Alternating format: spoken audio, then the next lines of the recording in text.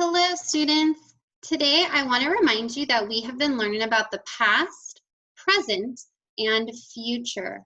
And our essential question is, why is the past important? So take a moment, talk to a stuffy, a family member, or a pet, and tell them why you think the past is important. Go ahead and pause the video. All right. So the last couple days we read a story called School Days. We answered some questions about it. We learned about captions. Now, today we are going to read another nonfiction text called The Story of the White House.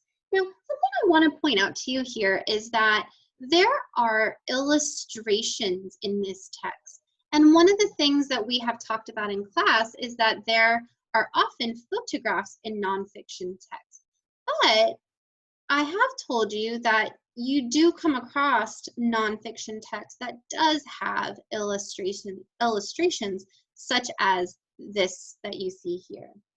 Okay, so today what our goal is to identify key events, which is the same thing as identifying key details. But in this text, we're going to be seeing and hearing dates, and that's why we were calling them key events. Okay, so here we go. The story of the White House. The White House in Washington, D.C. is home to the president, the first family, and their pets. In 1791, George Washington chose the land for the new White House. However, he never lived there because it took many years to complete the mansion. Finally, in 1800, President John Adams and his family moved in. Many changes have taken place in the White House over the years.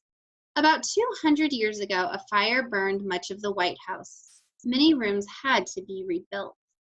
The late 1800s brought major improvements. By 1853, bathrooms with hot and cold water made life easier for the president and his family. In 1879, Rutherford Hayes was the first president to have a telephone. The White House telephone number was the number 1.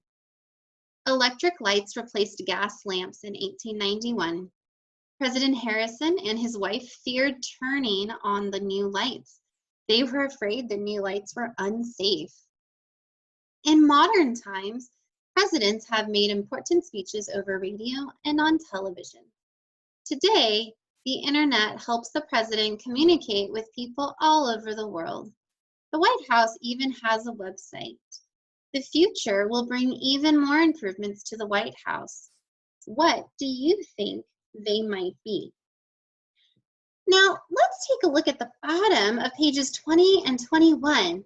What we're looking at right now is called a timeline. Now, the title of this timeline is Technology Comes to the White House. Let's read it together.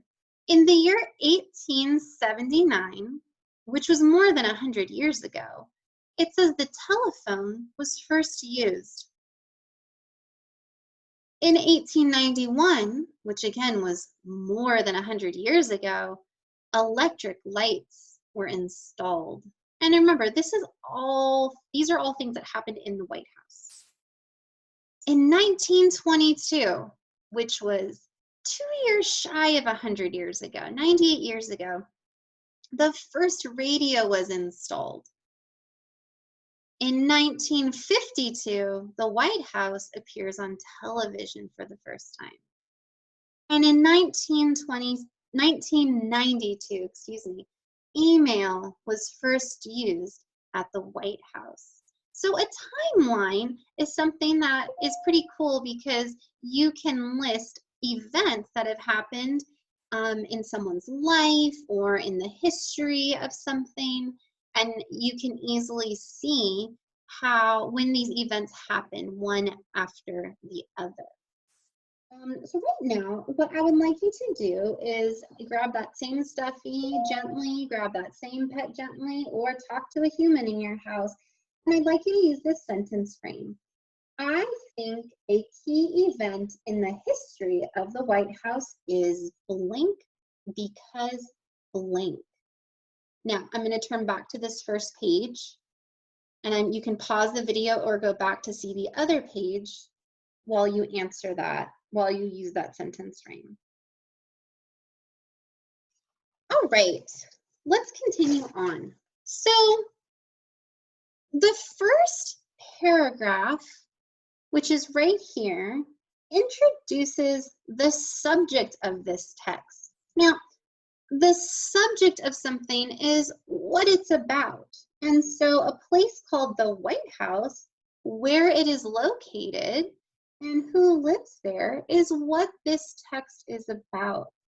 The next paragraph, where my arrow is at, begins with a date, 1791, and it says George Washington chose the land for the White House. This is the first key event in the text. Then I read that it took many years to complete the White House. The author tells what happens to the White House in the order that the events took place. So I am pretty sure that the author is going to continue to use this text structure and tell me events in sequence. So even though we've already read the text, let's just go back and see if my thought about the author continuing to tell us the events in order by year actually happens. So we start off with 1791. I said that it takes many years to complete the mansion. Then we go to another date. Finally, in 1800, President John Adams and his family moved in. Okay, then we move over to page 19. I'm seeing another number. It says about 200 years ago, a fire burned down. So it sounds like after the White House was built, it had burned down.